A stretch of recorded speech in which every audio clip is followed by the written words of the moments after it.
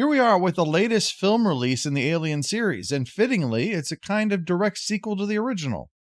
As we start up, we see how under the new ownership, though I doubt it came from above, how the series is going in the opposite direction of the J.J. Abrams Star Trek. That slicked up everything look. Make it look modern, as opposed to hewing towards the original look of the technology. Alien Romulus and Hulu series Alien Earth both instead embraced the technology present in the original.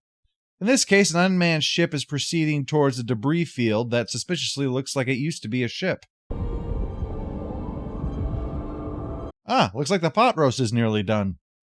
What we soon learn retroactively is that the debris field was the remains of the Nostromo, as this lump is in fact the charred remains of the alien that bedeviled the crew.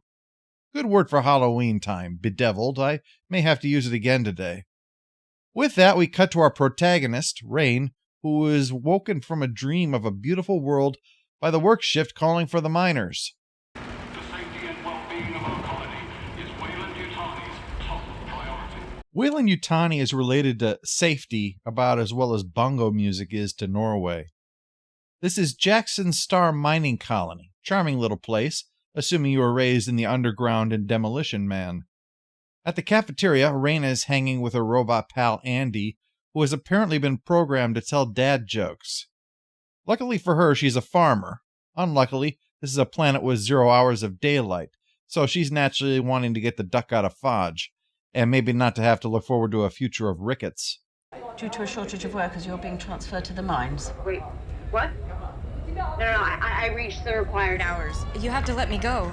Unfortunately, quotas have been raised to 24,000 hours, so you'll be released from contract in another 5 to 6 years. Well, that's kind of a bummer, to go from living in the daylight to working in a mine shaft on a sunless planet for another 5 cycles. With endless options for renewal. With endless options for renewal. With endless options for renewal. As if the day can't get worse, thugs beat Andy up, and she needs to turn him off and on to try to get him going right again. All in all, this place truly is a shithole. I mean, Jesus, is it a shithole. I know some of you think I'm an anarcho-capitalist for, thinking it's a good idea not to cooperate with government stooges looking for an excuse to shut you down. But I think that in this case, everybody can agree, regardless of political alignment, this is a shithole. This place would make Ayn Rand unionize. So facing yet another 5 cycles in this shithole, naturally, when a guy she knows calls up with an opportunity, Rain jumps at the chance. We find the rest of the group there as well. There's Tyler, the guy who called, and his sister Kay, his cousin Bjorn and Bjorn's adopted sister Navarro, and they have a clubhouse, by which I mean their own mining hauler called the Corbellin 4. Following the tradition of naming ships after Joseph Conrad characters. Rain's connection is being Tyler's ex-girlfriend, hence the moment of awkwardness before Bjorn insists that they cut to the chase. If you're wondering, Bjorn has drawn the asshole straw for this film. They explain that they picked up a signal while they were getting up to whatever it is they get up to, and figured out there's a decommissioned Weyland-Yutani ship up there that nobody seems to have noticed. It's a big company. I'm sure they misplace infrastructure the way that others might forget where they left their keys. Well, the only reason they can't leave Jackson Star is that the nearest planet is 9 years away, and this junker doesn't have the pods for that. But the ship up there does. This could be their way out of this shithole de facto penal colony. But the problem is that they need to get access in order to be able to get inside, and for that, they need to interface with Mother, the ship computer.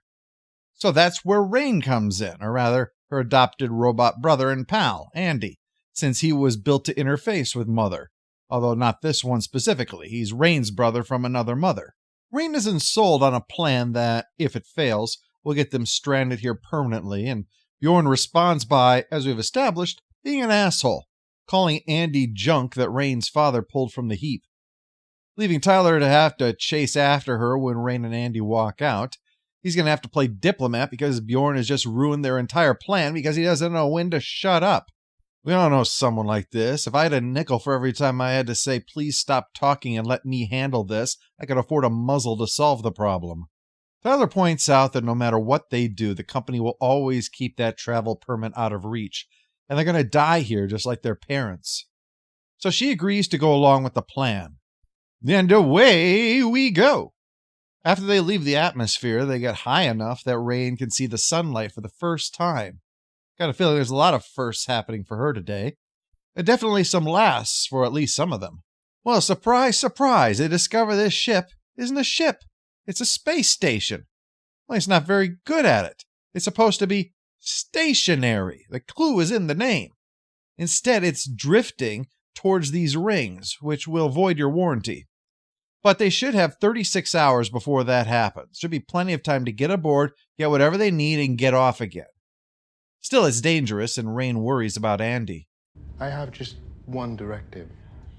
To do what's best for Rain. Admittedly, that mostly consists of telling dad jokes, but there's a rare chance here where he can do something, so he's going to seize it.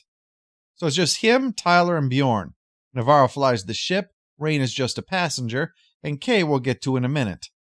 They'll need masks because the air is thin and they're in 0G. Not that it matters in this cramped passage. Oh, gravity feels like playing with its food today. They got out of the passage and into a proper room, and one with sleeper pods to boot. Lucky break. Bjorn, you okay? Couldn't have happened to a nicer guy. Andy gets Mother to boot up so that Tyler can switch everything back on. That way they can breathe, walk, and not have to navigate like Die Hard. Well, there's one more problem. There's not enough fuel for 9 years of hypersleep, just 3. So while Bjorn starts flipping out over this, Tyler looks things over and finds signs of more cryo fuel nearby. So they eject the pods for Navarro to pick up while they go to get the stuff to actually make them useful. Kay explains why Bjorn is being a prick. I mean, to Andy specifically. Beyond that, it's just that he is a prick. But towards Andy specifically, it's because his mom died because of a choice made by an android, choosing to sacrifice some during a disaster so that more can survive. Speaking of moms, guess who's got a bun in the oven? Kay doesn't give a shit about who the father was. She's happy to be having a kid that's going to get to see the sun. And I see no way that remark is tempting fate. As things power up more on the station, we find out the reason the film is called Romulus is because the research station has 2 halves, Romulus and Remus. And of them, Romulus is the better title. Plus, it piggybacks on the Star Trek brand, too. Andy makes the mistake of trying to raise Bjorn's spirits with one of his bad jokes, only for Bjorn to turn on him and spill the truth about this trip. Andy isn't going to be able to go since he's a Weyland-Yutani android, and thus isn't allowed. If Rain tries bringing him, she'll get arrested. So all Andy can do is just guard the pods during the journey, then shut down upon arrival. Shut down for good. Well, Andy's down for that. Rain comes first, and it's not like he has much of a future here, getting randomly beaten up by people for the crime of being within punching distance. A quiet trip is probably going to be a vacation for him. The Corbelan moves to a nearby airlock to make it easier to offload that cryofuel, while the trio head to a laboratory where they think that it might be. Things aren't decommissioned, just abandoned. Some of it's still on and working, like this shock stick.